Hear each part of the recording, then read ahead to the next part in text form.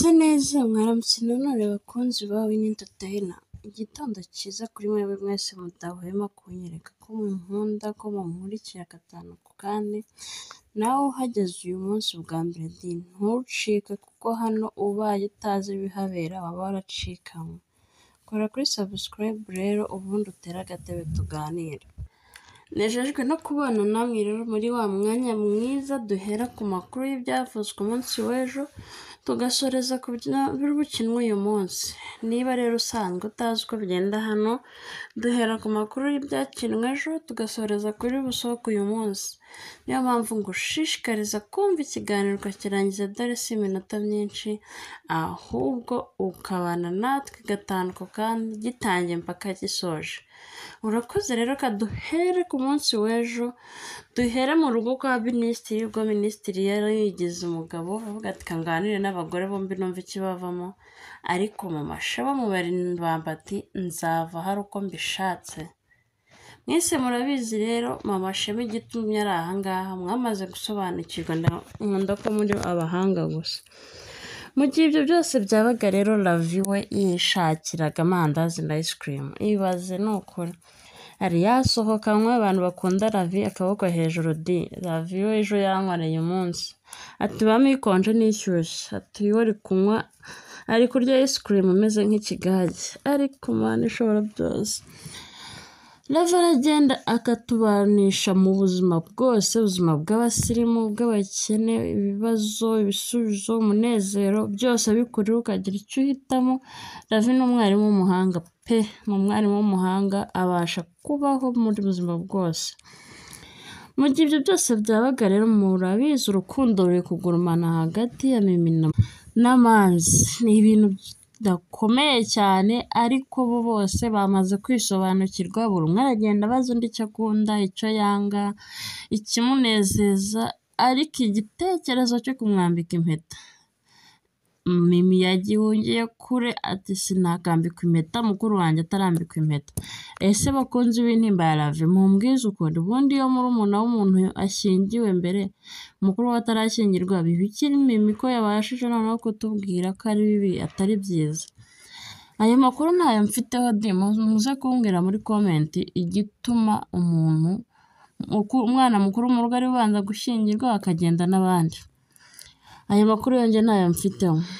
Ganza na Claudine rero mu biganiro byiza kandi bikomeye, biyaya barabavangiye kandi bari mu kiganiro cyiza, ubwo Claudine ari kwibutsa Ganza ko nta kaburane kaboneka ari nyina w'umuntu, nta wamusimbura nyina w'umuntu.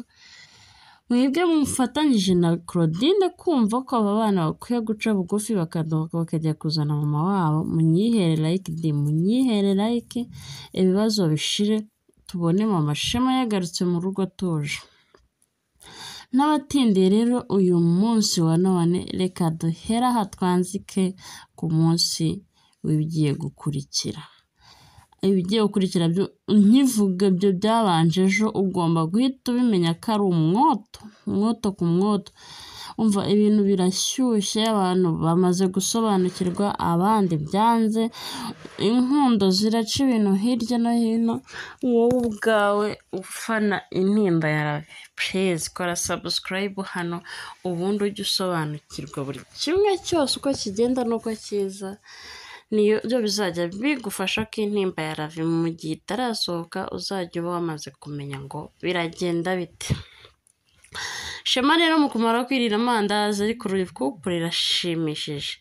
Amandazi na ice cream, abakunzi bacu mwagiye hehe di? Bantu mufite abakunzi, nagusohoka nagura ka ice cream k'icyatanu n'irindazi rya desa, just umukunzi aba yishimye, ibintu ari amahoro, mukitahira. Mwabonye bakoresheje amafaranga menshi koko? Kavanira abantu rero mutajya musohokana abakunzi banyu, namwe turabagaye di, ko amafaranga 2,000 ntago ari menshi. Mugerageze musohokane umuntu, ntacyo bitwaye, mundi mwigira ahangaha ku nimba ya Lavi. Nimba ya Lavi ni ishuri, ni umwarimu mwiza dukuramo ubuzima bwose tugomba kubamo bwa buri munsi. Mu gihe rero bari barimo barataha mu rugo, murabizi ni mu rugo ruba rurimo gusenga akanya n'akanya, basanze Mimi na Manzi bakicaye hahandi, urukundo rwakomeye, buri umwe ari kubwira undi ati nkunda Gasheke, undi ati nkunda wowe. Mu bintu byose Mimi yavuze ibintu akunda, ariko undi akomeza amuhatira avuga ati ngiye kutankunda. Birangira rero tuje kumenya ko we amukunda byihariye. Mu gihe rero ibyo byose byavugaga, murabizi ku munsi w'ejo bari bemeranyije ko bagiye gukundana, Shema na Ravi bakabigiraho. Ubwo rero intambara yo gukompeta mu rukundo irageze. Mimi ari ku kizamini cyo gutsinda exeta, akayitsinda kandi ku manota ari hejuru, kugira ngo yegukane umutima wa Manzi burundu. Ariko se iyi mihigo biyemeje yo gutuma Shema yambika impeta Ravi, murayifataho iki? Ariko njye ndabashyigikiye pe, ni ukuri nibagerageze babibumvishe, badufashe natwe tuvugira hano muri comment ko dukeneye kubona Ravi yambaye impeta. Akimara kumwambika impeta ubundi ubukwe bwahumuye kuri Ravi. Exeta murabizi n'ejo bundi na Mimi tukabona atashye mu rwe Mimi amaze gukura. Ibyo byose rero mu gihe biri kuba, mama wa Ravi aricaye na Muneyira na Manzi. Murabizi twe tumaze iminsi tutabona Manzi, kumbe Manzi aba yigendeye kwirebera wa mugore. Uyu mugore ni ikidobyo muri uyu muryango, iyo yahuye na Manzi nta munezero wabo, ariko mu guca bugufi kuko bazi icyo bashaka, baramureka akagenda akagaruka. Nimuze gucikwa rero n'uburyo mama Shema yaje kuvugisha umukobwa we amaze kumwereka umusheri. Ariko Ange ni umwana mwiza pe. Ibaza kujya kubwira ababyeyi ko umurinzi wa papa wari we sheri we. Mwebwe mushyigikiye Ange ko yakomeza gutera intambwe akabibwira na Minisitiri Munyiherero Lekidi? Ese ko ibi byabashije kwemerwa n'abagore, abagore baraza kumushyigikira koko bamufashe papa wabasha kwemera uyu mukwe? Nimuze gucikwa rero, ni mu kanya saa yine ubwo mama Shema arimo araganira n'umukwe we, Aline akabita mu gutwi.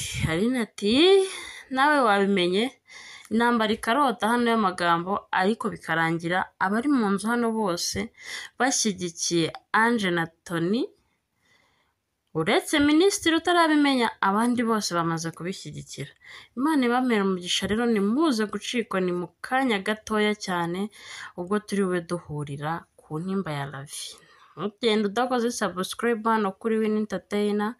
Ni ibintu by'agaciro kuri twebwe namwe, ni ibintu binejeje kandi ni hano byose bibera Fata umwanya wawe ujye wumva ikiganiro cyose uko cyatangiye kugeza gisoje.